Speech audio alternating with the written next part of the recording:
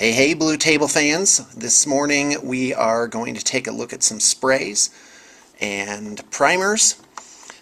Now, this isn't the completeness of what I know about this topic, and my knowledge of the topic is not absolutely complete.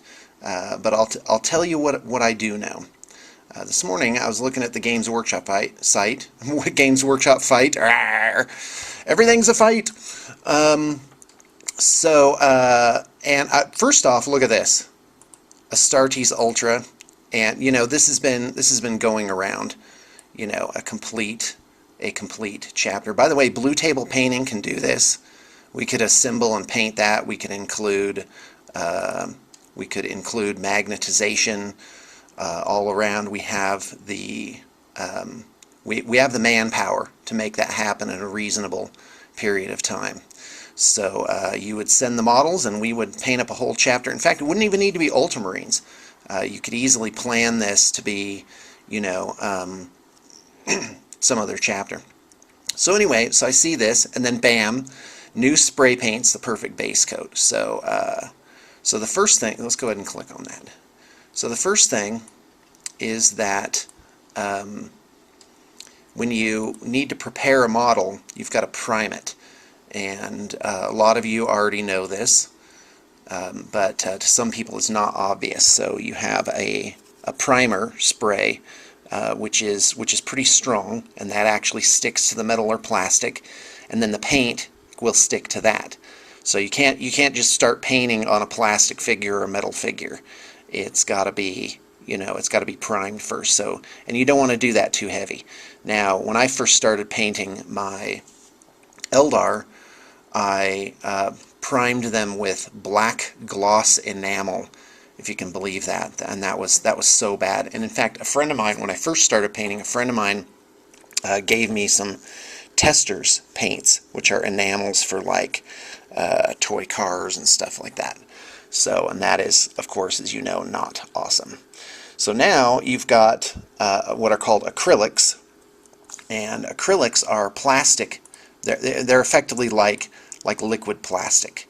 So you can put that on top of your primer. So anyway, now to something maybe you don't know. First off, for a while Games Workshop put out these spray cans. In fact, I think these are different because they put out these spray cans and they were effectively exactly the same. In fact, I think they just changed the label and then made the price double. So there you go. They were making some money.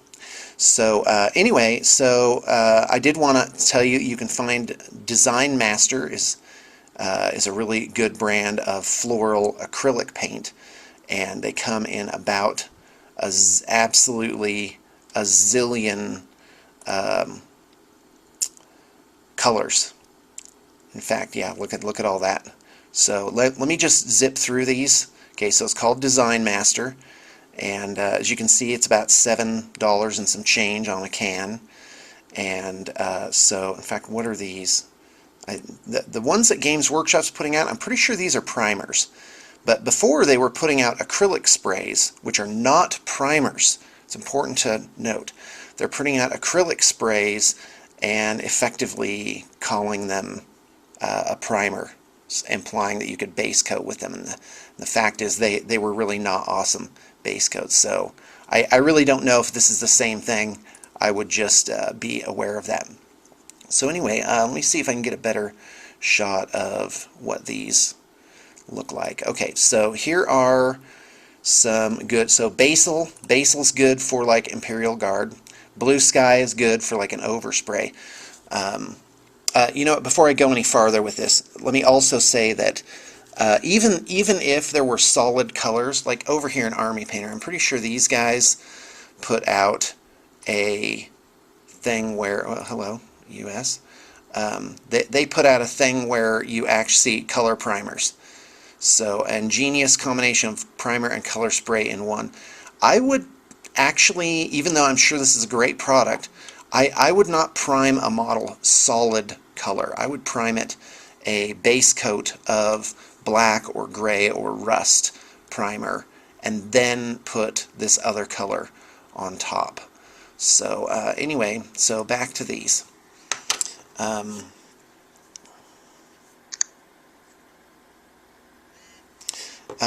Alright, so blue sky's a good one. And by the way, these are great for terrain making too. You get 2, 3, 4 different colors on top of your blackened terrain, and you can really make something of it. Burgundy's good. Burgundy, you can actually put burgundy on and then carnation red, and that's good for things like blood angels. It's really, but again, don't make it too thick. Don't think you have to put on this thick, solid, all-comprehensive coat. No, you put on your base coat, comprehensive, even, and then you put the color on top of that. So coral, let's see here. I'm trying to find some good ones here. French blue is a pretty good one, but again, only as like a very high highlight. Holiday green, there you go. Carnation red, holiday green, holiday red, those are all good colors. Hunter greens, again, good for like military type things. Ivory's not that awesome.